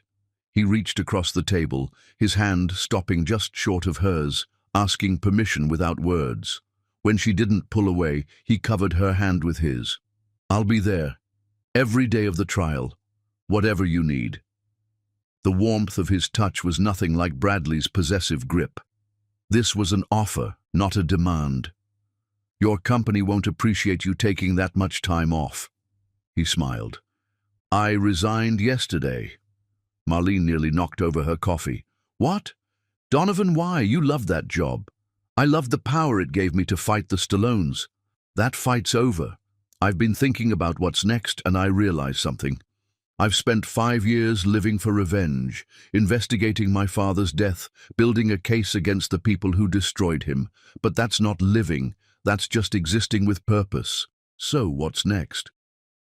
I'm starting my own investment firm, specifically focused on helping Black-owned businesses secure funding and navigate the financial world. Your success with the settlement money, turning it into business growth instead of just sitting on it, that inspired me. Marlene studied him, this man who'd upended his entire life partially because of her example. That's a big risk. Everything worth doing is. Besides, he squeezed her hand gently before letting go. My mother has been nagging me about taking risks for the right reasons instead of revenge. She seems to think someone in my life might be worth taking positive risks for. The implication hung between them, unspoken but clear. 3 months of friendship had built something Marlene wasn't quite ready to name, but couldn't deny existed. Before she could respond, her phone rang. Celeste. Baby, you need to come to the house. Now bring Donovan. The urgency in her mother's voice had them both moving immediately.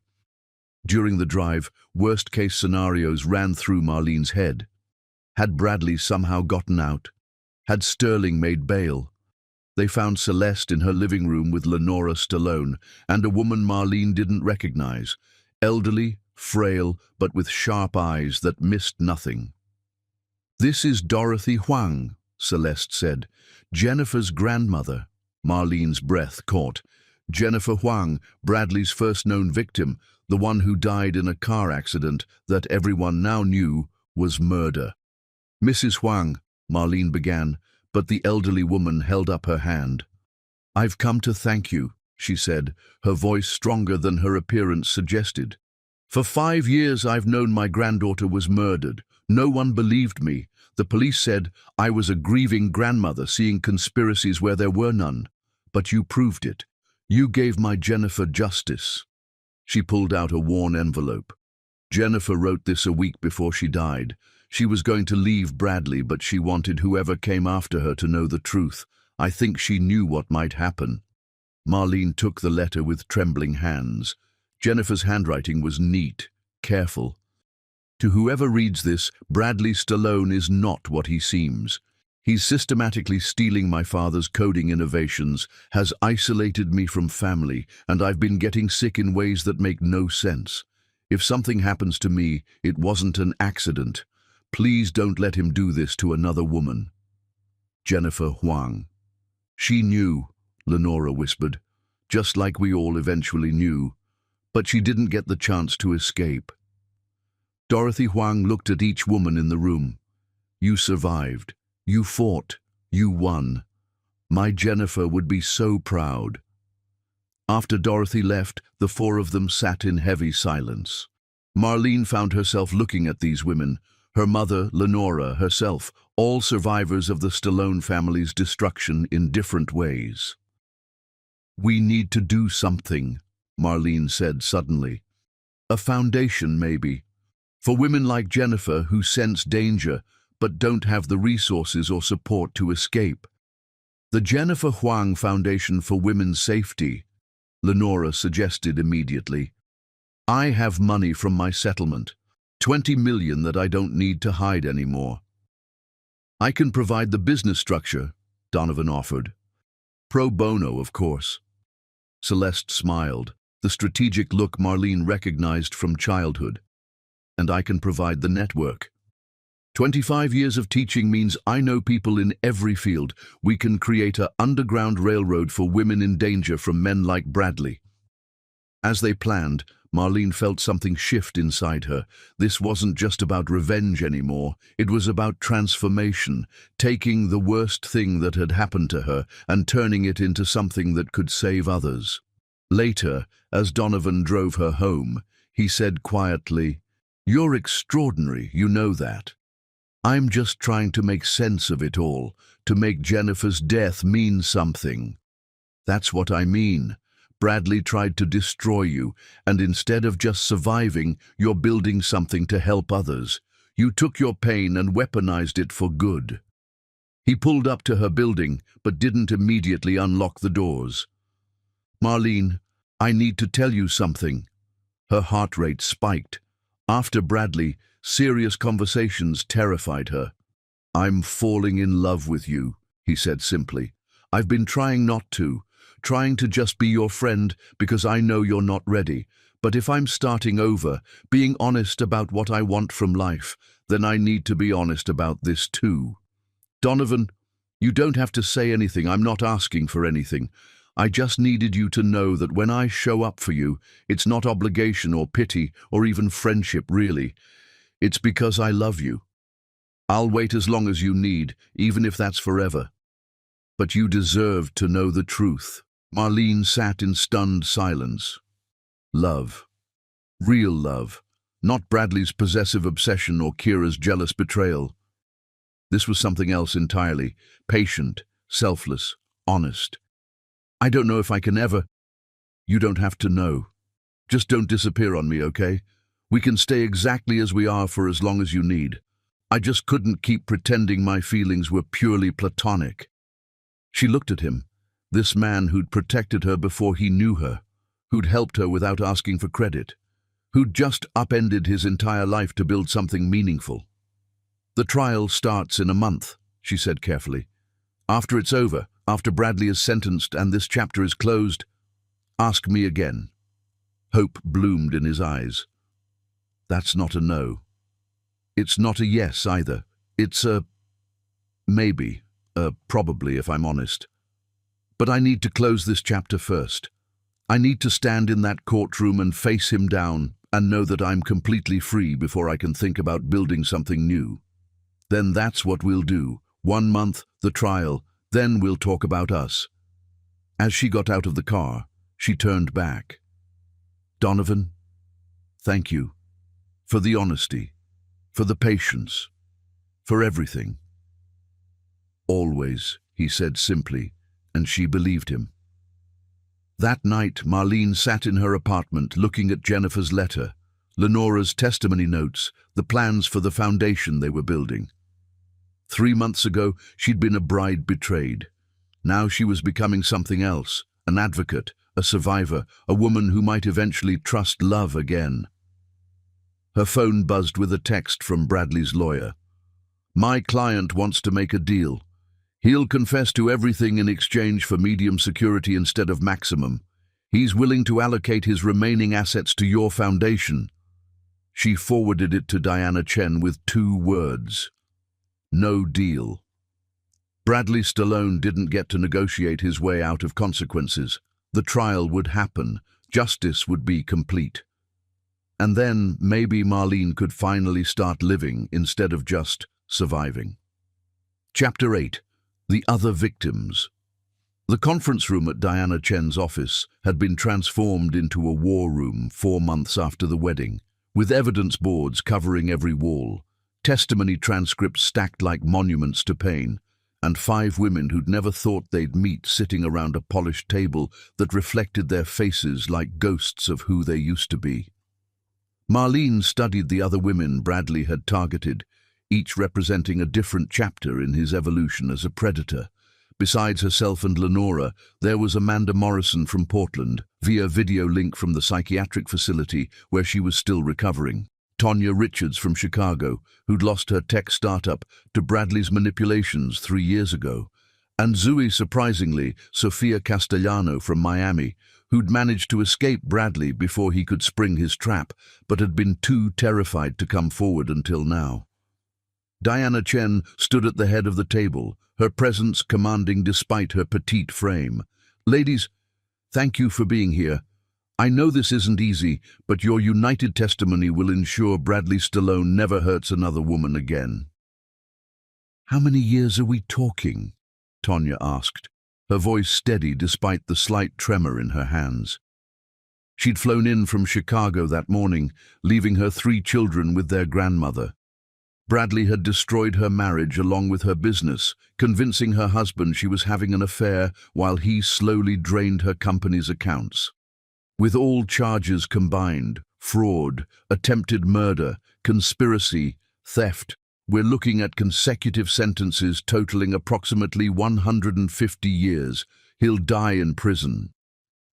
Good, Amanda said from the screen, her voice thin but determined. The psychiatric hold Bradley had orchestrated had lasted 6 months, during which she'd lost her company, her credibility, and nearly her sanity. But I want more than just prison. I want the world to know what he is. Sophia spoke for the first time, her Miami accent thick with emotion. I was the lucky one. I ran before he could destroy me completely. But I've been looking over my shoulder for 2 years, afraid he'd come after me for knowing too much. What made you run? Marlene asked gently. My grandmother. She was visiting from Cuba, didn't speak much English, but she took one look at Bradley and said in Spanish, "That man has the eyes of someone who's killed before." I laughed it off, but she was so serious, so scared. She'd seen enough evil in her life to recognize it. That night, I went through his phone while he slept, found photos of Jennifer Huang, notes about mercury poisoning, research on how to make deaths look accidental. I packed a bag and disappeared. You never went to the police? Diana asked, taking notes. A Cuban woman with no proof accusing a rich white man of planning murder. Who would have believed me? I just ran and prayed he'd find another target and forget about me. Sophia looked at Marlene. I'm sorry you became that target. When I saw your wedding video, I threw up. I knew what he'd planned for you. Lenora reached across the table, taking Sophia's hand. You survived. That's what matters. We all survived. The door opened, and Donovan entered with coffee and files. He distributed both quietly, his presence unobtrusive but supportive. When he reached Marlene, he squeezed her shoulder gently, a reminder that she wasn't alone. I have something, Tonya said suddenly, pulling out her phone. I never told anyone this because I was too ashamed. But Bradley recorded us, being intimate. He said it was for us, for when we were apart. But after he destroyed my life, he sent the videos to my husband, my board of directors, everyone, said I was a whore who deserved what I got. The room went silent with rage. Diana's pen snapped in her hand. He distributed revenge porn? That's a federal crime now, Donovan said quietly. The kind that adds decades to sentences. I have the emails he sent with the videos, Tonya continued, tears streaming down her face. I kept everything, too humiliated to show anyone. But if it helps put him away forever... It will, Diana assured her. You're brave for sharing this. All of you are. Amanda cleared her throat from the video screen. He did the same to me. The videos were part of how he convinced everyone I was having a mental breakdown, a sex addict who needed intervention. My own parents believed him. Marlene felt sick. She thought about the intimate moments she'd shared with Bradley, wondered if somewhere there were recordings waiting to surface. The violation felt fresh, even months later. There's more, Lenora said quietly. I've been investigating with Donovan's help. We found 3 other women, Natasha in Seattle, Carmen in Phoenix, and Jade in Houston. They won't come forward publicly, but they've provided affidavits. Bradley's pattern goes back 12 years, to when he was 20. His first victim was his college girlfriend. She committed suicide after he destroyed her reputation with deepfake pornography before deepfakes were even widely known. The weight of Bradley's evil settled over the room like a suffocating blanket. This wasn't just a conman or a thief. This was a serial predator who'd refined his methods over more than a decade. We're going to bury him, Diana said, with cold determination. Every charge, every victim, every crime. By the time I'm done, Bradley Stallone's name will be synonymous with predator. No woman will ever fall for his act again, because his face will be on every warning poster in America. A knock at the door interrupted them. Diana's assistant entered, looking disturbed. Ms. Chen, there's been an incident at the Federal Detention Center. Bradley Stallone was attacked by another inmate. Marlene's heart skipped. Is he... He's alive, in the medical ward, but apparently the attacker was the brother of Natasha from Seattle. He's in for armed robbery, recognized Bradley from the news, and decided to handle things himself. The women exchanged glances, none of them feeling the sympathy they might have once possessed. "Will this delay the trial?" Marlene asked Diana. "Not if I have anything to say about it. He can attend in a wheelchair if necessary. Justice doesn't wait for convenient recovery times." As the meeting continued, they strategized about the trial. Each woman assigned specific testimony days to create a cascade of evidence that would drown Bradley's defense. Marlene would go last, the culmination of a pattern that started with a college girl's suicide and led to a wedding altar ambush. After the meeting, Donovan walked Marlene to her car. "You okay? I keep learning new depths to his evil. Every time I think I understand what he was, I discover something worse. But you're facing it. All of you are. That takes incredible courage. Or desperation. Or anger. I'm not sure which is driving me anymore." He stopped walking, turning to face her. "It's courage. Desperation would have you hiding. Anger alone would have you seeking revenge outside the law. This, building a foundation, uniting victims, ensuring legal justice, this is courage." 4 weeks until the trial, she said, changing the subject from compliments she didn't know how to accept. "Are you ready? The question is, are you ready? You'll have to see him, sit in the same room, relive the worst moments of your life in public." "I'll be ready." These women, Lenora, Amanda, Tonya, Sophia, all the others who can't come forward, they deserve to see him fall. Jennifer Huang deserves justice from beyond the grave, and I deserve to look him in the eye as they read the verdict. "And after?" Donovan asked carefully, reminding her of their conversation from a month ago. "After we talk about us, about the future, about building something real on the ashes of what was fake." He smiled, the kind of smile that reached his eyes and made her remember what genuine affection looked like. "I'm going to hold you to that." That night, Marlene sat with the other victims' stories spread before her. Each woman had been chosen carefully, successful, isolated from support systems in some way, possessing something Bradley wanted. But more than that, each had been strong enough to interest him. He didn't prey on weakness. He was attracted to strength because breaking it fed his ego. Her phone buzzed with a message from an unknown number. She almost deleted it, then saw it was from the Federal Detention Center. Against her better judgment, she opened it. It was from Bradley, somehow sent from the medical ward. "You think you've won, but you've just made me famous. Every man in America will know my name, study my methods. I'm going to inspire a generation. You didn't defeat me, Marlene. You made me immortal." She forwarded it to Diana immediately, then deleted it from her phone. But his words lingered. Was he right?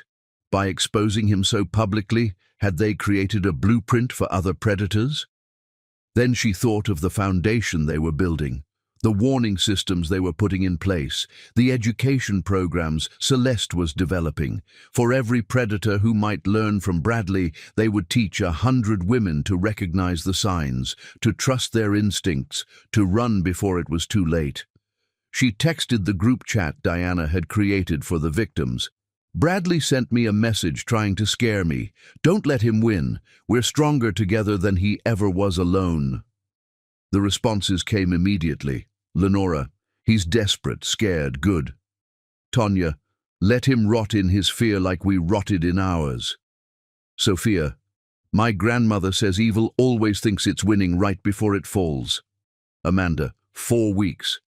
Then we never have to think about him again. But Marlene knew better. They would always carry Bradley with them, not as a victor but as a scar that proved they'd survived. The trial wouldn't erase the past, but it would lock away the monster and maybe, just maybe, let them all finally start healing. Chapter 9. The Final Gambit. The FBI field office in downtown Atlanta felt like a fortress at 2 in the morning, 5 months after the wedding disaster. But Marlene knew that no amount of federal protection could guarantee safety from a desperate man with nothing left to lose. Bradley had been released from the medical ward 3 days ago, and his lawyer had made an unusual request through Diana Chen. He wanted to meet with Marlene alone, claiming he had information about other victims that he would only share with her. No lawyers, no recordings allowed. The FBI had immediately seen it as an opportunity, though Marlene recognized it for what it was, Bradley's last attempt at control. Agent Harrison stood before her, holding the wire that would be taped to her ribs. "You don't have to do this. We have enough evidence to convict him without a confession." "But not enough to guarantee life without parole," Marlene countered. She had dressed carefully for this meeting, a black suit that projected power, minimal jewelry except for her grandmother's pearl necklace that had survived the wedding day, and the red lipstick her mother had taught her to wear as armor. Donovan paced the room like a caged animal. He had argued against this plan for hours, but Marlene's determination had won. "If he touches you, if he even moves aggressively, the agents will intervene," Diana assured him, though her own expression showed concern. "We'll have eyes on her the entire time. The meeting room has cameras, panic buttons, everything. Everything except the ability to stop a man who has nothing left to lose from doing something desperate," Celeste said from her chair in the corner. She had insisted on being present, her maternal instincts overriding FBI protocols. "Baby, you've already won. You don't need to give him this." "Yes, I do." Marlene stood still as Agent Harrison's colleague, Agent Martinez, taped the wire to her skin. "Not for the case. For me. I need to face him one last time, not as his victim, but as his equal. I need him to know that I'm not afraid of him anymore." The truth was more complex. She was terrified, but not of Bradley himself. She was afraid of what seeing him might trigger, what memories might resurface, what doubts about her own judgment might creep back in. But courage, Donovan had taught her, wasn't the absence of fear. It was acting despite it. At 2:47 a.m., they drove to the federal holding facility where Bradley had requested the meeting. The timing was his choice, a power play to disrupt her sleep, to meet when she might be vulnerable. He did not know that Marlene had not slept properly in 5 months anyway, that 3 in the morning had become her most productive hour, when she worked on the foundation paperwork and corresponded with victims in different time zones. The meeting room was sterile, windowless, with fluorescent lights that made everything look sickly. Bradley sat at a metal table, his hands cuffed to a chain around his waist. The orange jumpsuit hung on his frame. He had lost weight, muscle mass, the commanding presence that had once fooled so many, but his eyes remained calculating, scanning her as she entered. Marlene. He said her name like a prayer and a curse combined. "You look beautiful. Success suits you." She sat across from him, maintaining eye contact. "You wanted to talk. You have 15 minutes. All business now? Remember when you used to smile when you saw me? When you used to... 14 minutes and 30 seconds. His facade cracked slightly. "I know about the wire. They think I'm stupid, but I know you're recording this." Marlene kept her expression neutral, though her heart raced. If he knew about the wire, this could all be for nothing. Bradley leaned forward as much as his restraints allowed. "But I don't care. I want you to record this. I want everyone to know the truth." "Which version of the truth? You seem to have so many." "The real truth. That I loved you." The words hung in the air like poison gas. Marlene forced herself not to react, not to laugh at the absurdity or rage at the audacity. "You don't destroy people you love, Bradley." "No! Then why are you destroying me?" His voice turned pleading, the master manipulator pulling out his final performance. "We could have been perfect together. Your business sense, my connections. We could have built an empire." On the bones of how many women? Jennifer Huang? Amanda Morrison? Lenora, who you tried to murder? Lenora was weak. The mask slipped completely, revealing the monster beneath. She found out about the patents I was developing from James Westbrook's research. She was going to expose me. I had no choice. There it was, a confession to attempted murder, captured on the wire. And Jennifer. Jennifer was practice. His voice turned cold, clinical. I needed to know if I could do it, if I could take a life and walk away clean. She was so trusting, even as I poisoned her. Even as I cut her brake lines, she texted me that she loved me. Marlene's stomach turned, but she pressed on. Amanda? Amanda figured it out too quickly. Smart woman, too smart. The psychiatric hold was elegant, though. Make everyone think she's crazy, and no one believes her truth. She's still in that facility, isn't she? Still screaming about me while they medicate her into silence? She's recovering. She'll testify at your trial. Bradley laughed, a sound devoid of humor. They all will, won't they? My conquests, parading their victim status for sympathy. But they're not victims, Marlene. They're participants. They wanted what I offered: wealth, status, the fantasy of being chosen by someone like me. Someone like you, superior, evolved beyond conventional morality. I gave them the greatest gift, association with greatness, even if briefly. The narcissism was breathtaking, even after everything Marlene knew about him. Is that what you gave me, association with greatness? I gave you more. I gave you purpose. Look at you now, famous, wealthy from the settlement, building your little foundation. You should thank me. Without me, you'd still be planning mediocre weddings for mediocre people. Without you, I'd still trust people. I'd still have my best friend. I'd still believe in love.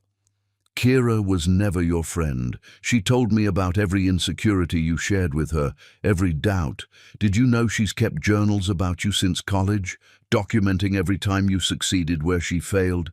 She came to me, Marlene, not the other way around, offered to help me destroy you for a chance to take your place. The revelation hit harder than expected. Marlene had processed Kira's betrayal, but learning it had been premeditated for years added another layer of pain. Why tell me this? Because I want you to know that everyone in your life will eventually betray you. Your mother, investigating your fiancé behind your back. Donovan, using you to get revenge for his father. Even your precious victim support group, they're using your story for their own gain.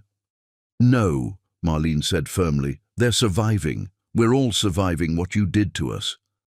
What I did. I showed you the truth about humanity. People are selfish, weak, disposable. I just had the courage to act on it. You had the sickness to act on it. There's a difference. Bradley's eyes flashed with rage. You think you're better than me? You destroyed my life just as thoroughly as I planned to destroy yours. The only difference is you had help. The difference is I was defending myself. You were hunting. Semantics. He leaned back, studying her. Do you want to know why I really chose you? Marlene waited, knowing he would tell her regardless. Your father's patents were valuable, yes, but it was more than that. You reminded me of my mother before Sterling broke her. Strong, independent, successful.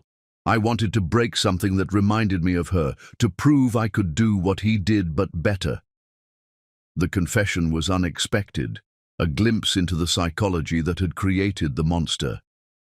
Your mother left when you were 12, Marlene remembered from the investigation files. She didn't leave. Sterling destroyed her systematically until she had no choice but to run. He taught me everything, how to identify weakness, how to exploit trust, how to make someone question their own reality, but he was sloppy. His victims escaped. Mine didn't. Lenora escaped. Sophia escaped. I escaped. Did you? You're here at 3 in the morning talking to me. I'm in your head, Marlene. I'll always be in your head. Every time Donovan touches you, you'll wonder if he's playing a longer game. Every time you make a friend, you'll wonder when they'll betray you. I've poisoned your ability to trust forever. That's a murder that doesn't require death." The words were designed to wound, and they found their mark. But Marlene had learned something in 5 months of therapy and support groups. Truth could be acknowledged without being accepted as permanent. "You're right," she said, surprising him. "You did poison my ability to trust blindly. But blind trust was what made me vulnerable to you. Now I trust with verification. I love with boundaries. I build relationships with foundations instead of fantasies. You didn't break me, Bradley. You refined me." Pretty words, but we both know the nightmares haven't stopped. The panic attacks when someone moves too quickly. The way you check locks 3 times before bed. "How do you know?" Marlene stopped, realizing. "You have someone watching me." Bradley smiled, the expression grotesque in the harsh lighting. "I have admirers, men who understand what I was trying to achieve. They send me updates, photos. You should see the one of you crying in your car outside the courthouse, beautiful in your vulnerability." Marlene's hand moved to the panic button under the table, but she didn't press it. "Not yet. Give me names." "Why would I do that?" "Because you're proud of it. Because you want me to know how far your influence reaches." "True," he considered. "Marcus Webb, investment banker, lives in your building. Thomas Chen, works at your coffee shop. David Morrison, no relation to Amanda, teaches at Emory. They all see what I saw, a world where women like you need to be reminded of their place." Marlene memorized every name, knowing the FBI was recording everything. "They're going to prison too, you know. Stalking, conspiracy, harassment. You've just signed their arrest warrants." Bradley shrugged. "They knew the risks. They believe in the cause. The cause of destroying successful women. The cause of maintaining natural order. Men lead, women follow. It's biology, evolution. You've disrupted that order, but nature always corrects itself." "Is that what you'll tell yourself in prison? That you're a victim of natural correction?" His composure finally shattered completely. "I'll tell myself that I almost had it all. That if you hadn't been such a frigid bitch who snooped where you shouldn't have, we'd be married now. I'd have your father's patents, your business connections, your body when I wanted it. And in a few years, when you'd outlived your usefulness, you'd have had an accident like the others, and I'd have moved on to the next target with your fortune added to mine." There it was. Full confession to planning her murder, recorded clearly on the wire. "But I did snoop. I did find out, and now you'll die in prison instead of in a penthouse." Bradley lunged forward as much as his chains allowed, his face contorted with rage. "I should have killed you that morning in the hotel. Should have strangled you when you walked into that suite. But you didn't. Because you're a coward who kills through poison and staged accidents, not face to face. You're not a predator, Bradley. You're a parasite." The guards rushed in as Bradley struggled against his restraints, screaming obscenities and threats. As they dragged him away, he managed one last coherent sentence. "Check your brake lines, Marlene. My admirers are everywhere." Outside the facility, Marlene collapsed into Donovan's arms, the adrenaline finally crashing. Diana Chen was already on the phone with the FBI, arranging arrests for the men Bradley had named. "You did it," Donovan whispered into her hair. "You got everything. Full confession to multiple murders, conspiracy, future plans. He'll never see freedom again." "He knew about the wire," Marlene said, still shaking. "He wanted to confess." "Why?" Celeste answered, her voice heavy with understanding. "Because he's a narcissist who couldn't bear the thought of being forgotten. He wanted his story told, even if it meant life in prison. In his mind, infamy is better than anonymity." As they drove home, the sun beginning to rise over Atlanta, Marlene thought about Bradley's final threat. His admirers, his influence, his poison spreading even from behind bars. but she also thought about the women who'd united against him, the foundation they were building, the future that existed beyond his shadow. "The trial starts tomorrow," Diana said. "After this confession, it's really just a formality. He'll plead guilty to avoid the death penalty, take life without parole." "Good," Marlene said, meaning it. "I want this chapter closed." But she knew, as they all did, that some chapters never fully close. They just become part of your story, scar tissue that reminds you of wounds survived and strength discovered. Bradley would always be part of her history, but he would not define her future. Chapter 10. Justice and New Beginnings. The federal courthouse at 9 a.m. was surrounded by news vans and protesters, 6 months to the day after Marlene had discovered Bradley's betrayal. But inside courtroom 7, there was only the quiet rustle of papers and the weight of impending justice that made the air itself feel heavy with consequence. Bradley Stallone sat at the defendant's table in a suit that no longer fit his diminished frame, his hands shackled, his father notably absent, Sterling having fled to a non-extradition country 3 weeks prior, abandoning his son to face justice alone. The man who had once commanded rooms with his presence now looked like what he truly was: a hollow predator, finally defanged. Judge Constance Meridian entered, and the courtroom rose. Marlene stood between her mother and Donovan, feeling the strength of their presence like armor. Behind them sat Lenora, Amanda, on a special pass from her treatment facility, Tonya, Sophia, and 7 other women who had come forward after Bradley's confession went public. The army of his victims had become an army of survivors.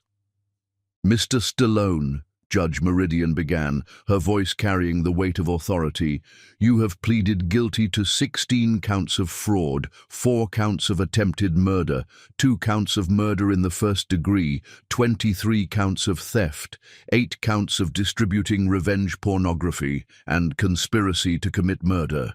Before I pronounce sentence, do you have anything to say?"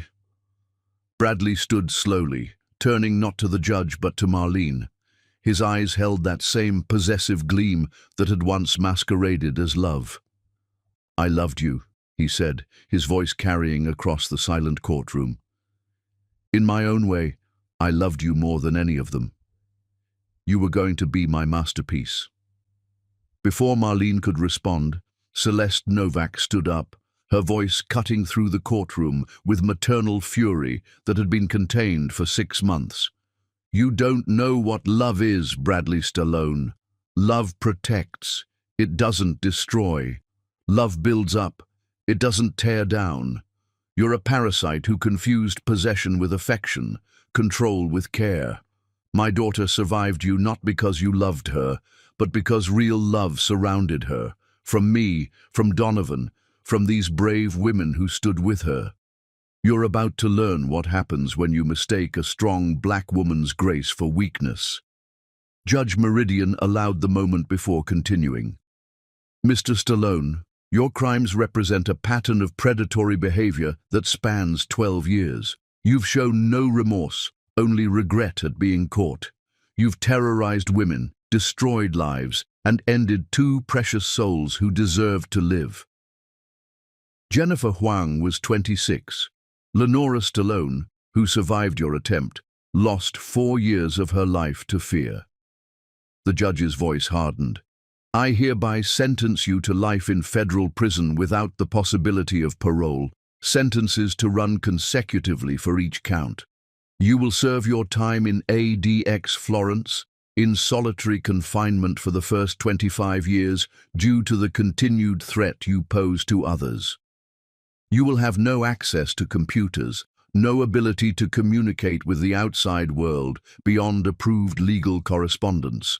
Your assets have been liquidated and will be distributed among your victims." Bradley's composure finally shattered.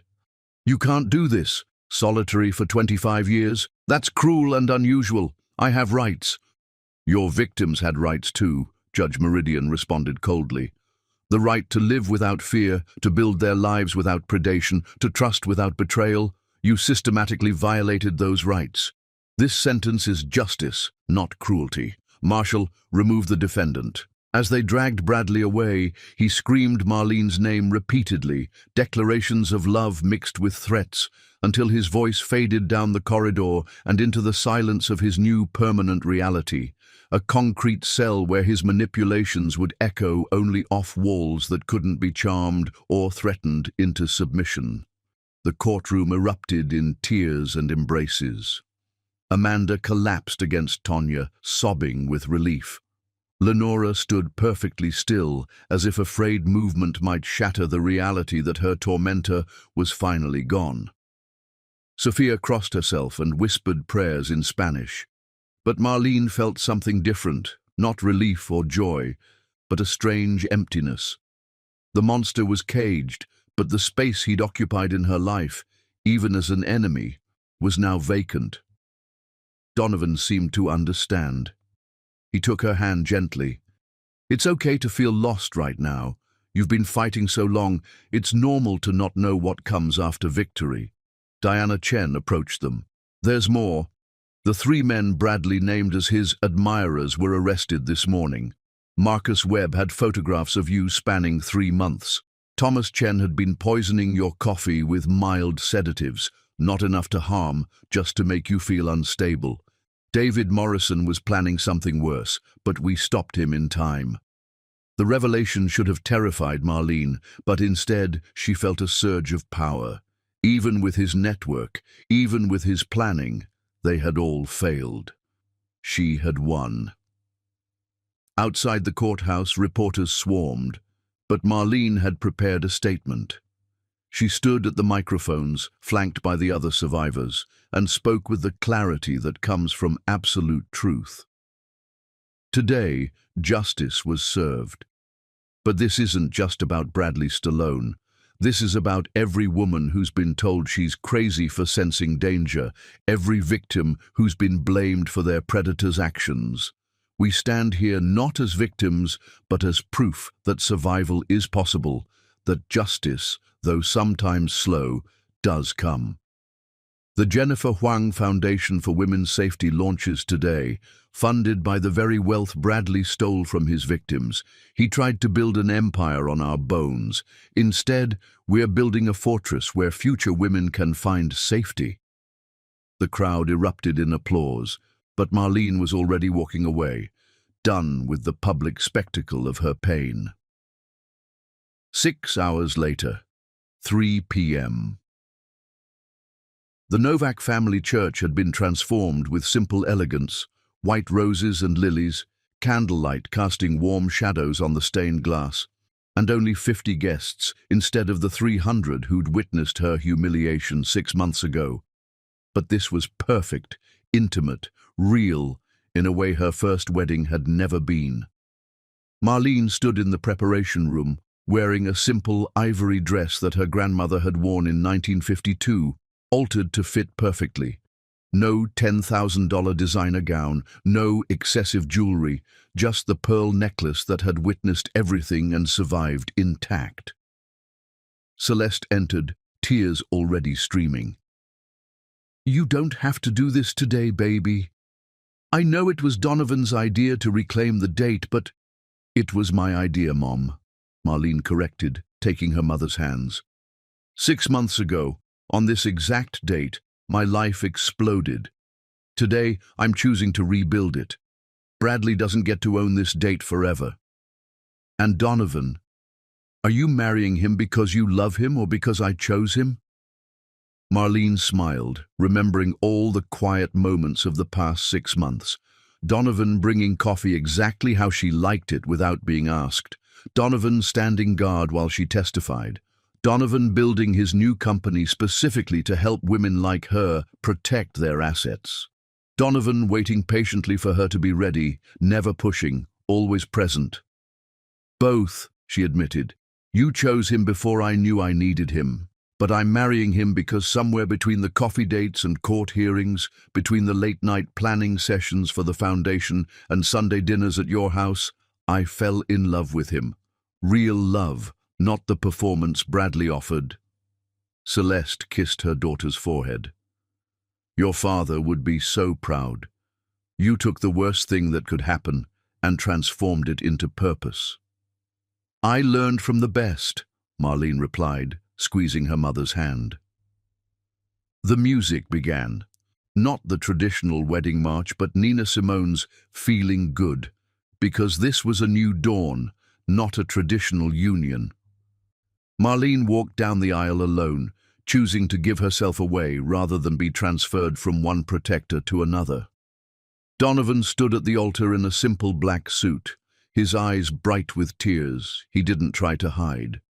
Beside him stood his mother Eleanor, and surprisingly, Lenora Stallone as a bridesmaid, the woman who'd shared Bradley's name now standing as witness to Marlene choosing a different path.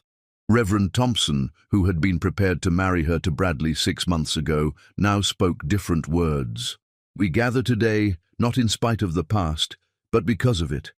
Marlene and Donovan found each other in the darkness and chose to be each other's light. When it came time for vows, Donovan went first, his voice steady and sure. Marlene, I've loved you since you outbid me for that Miles Davis album 3 years ago. I've loved you through investigation and revelation, through triumph and trial. You asked me once why I helped without asking for anything in return. The answer is simple. Your strength in surviving made me want to be worthy of standing beside you. I promised to never dim your light, to support without suffocating, to love without possessing. You are not mine to own but mine to cherish, and I will spend every day earning the gift of your trust.